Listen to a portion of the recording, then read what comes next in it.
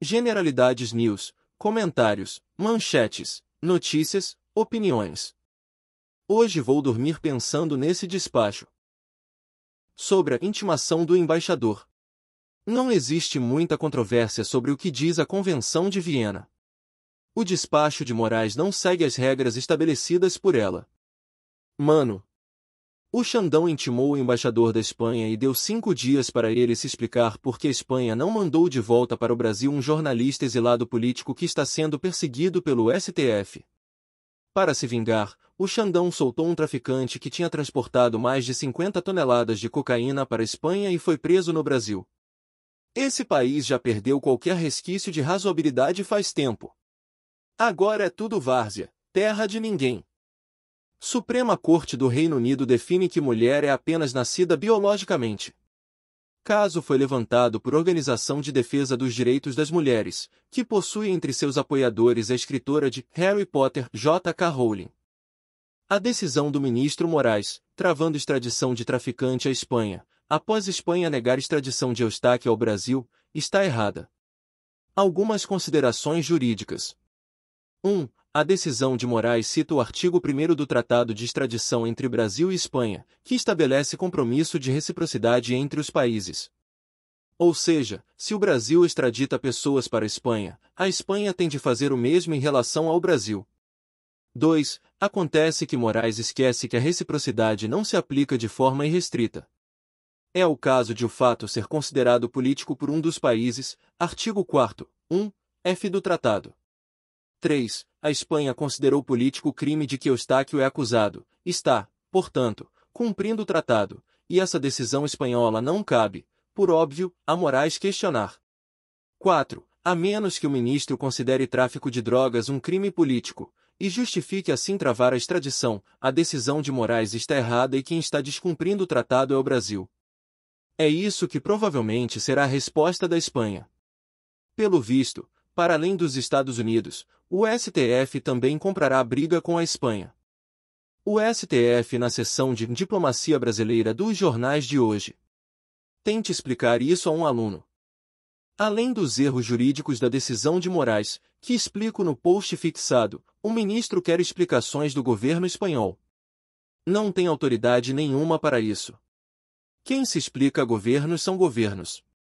A matéria mostra a contradição ao colocar o assunto na seção Diplomacia. Eu tenho insistido que a aparente divergência de Fux não é maior que seu receio de expor o STF.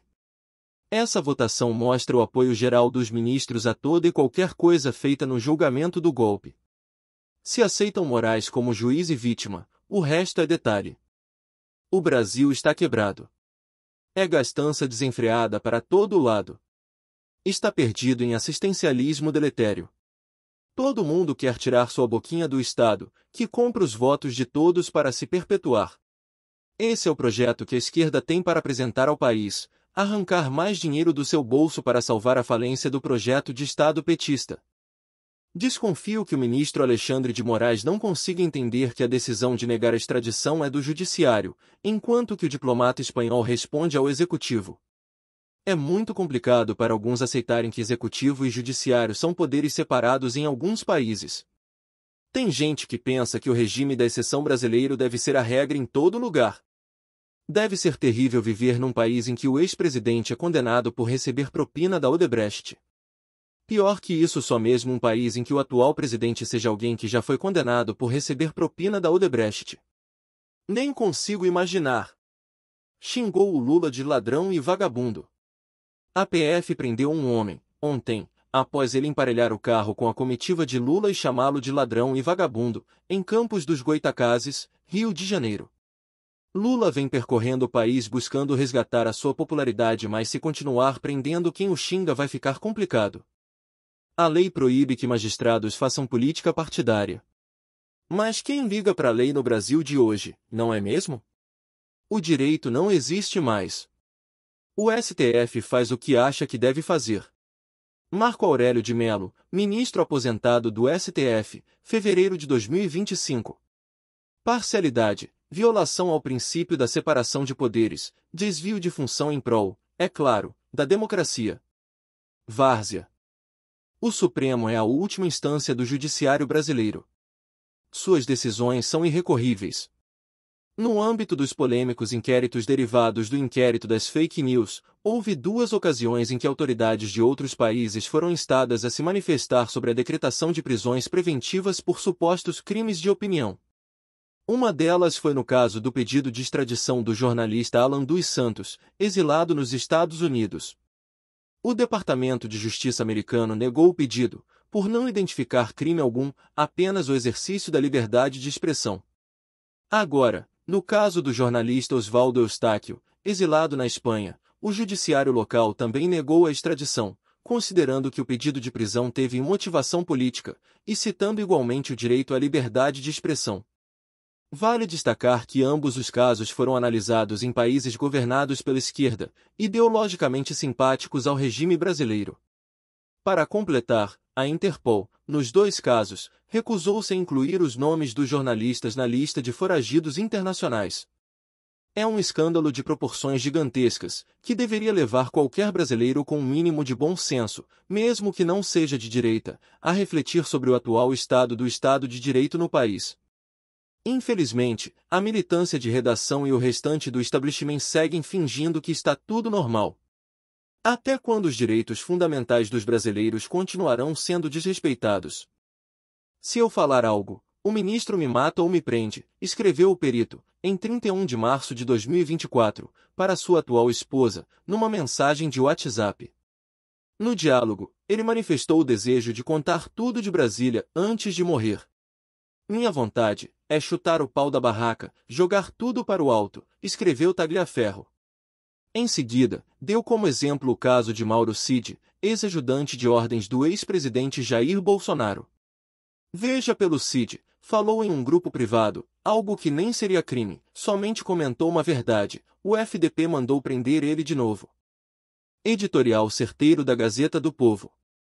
Seguem alguns trechos.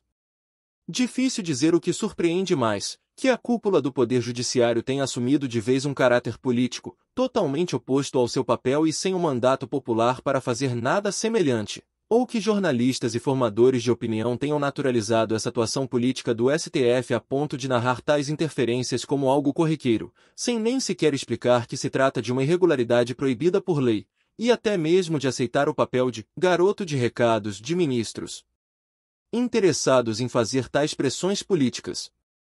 Esse tipo de comportamento, que viola um pilar da democracia, a separação de poderes, é algo que a imprensa deveria estar denunciando, em vez de naturalizar ou colaborar com ele.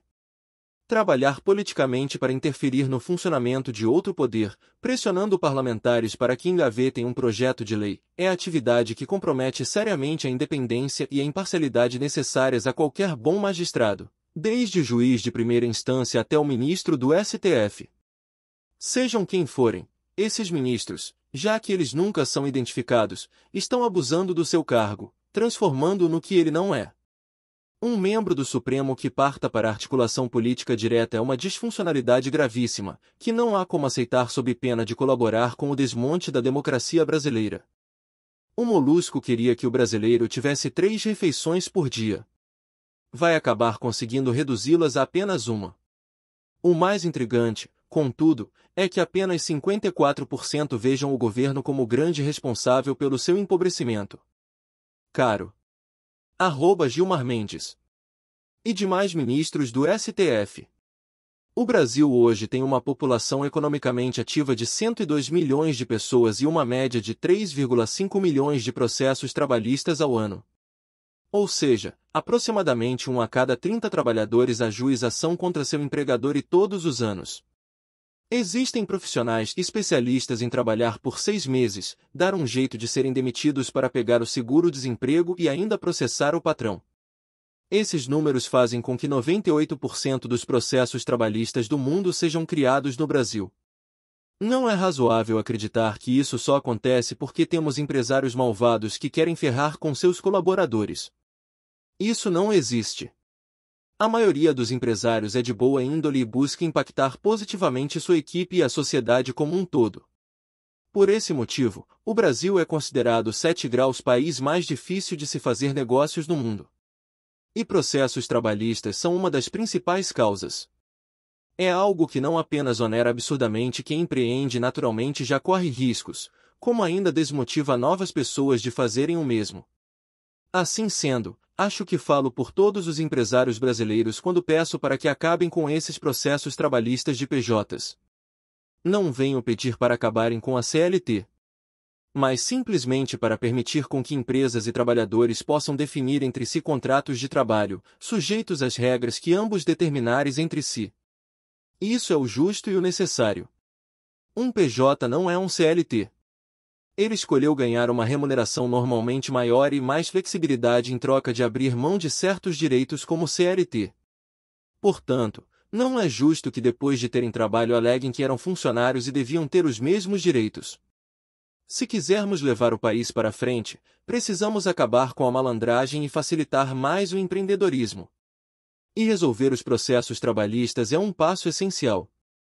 Atenciosamente, Scott.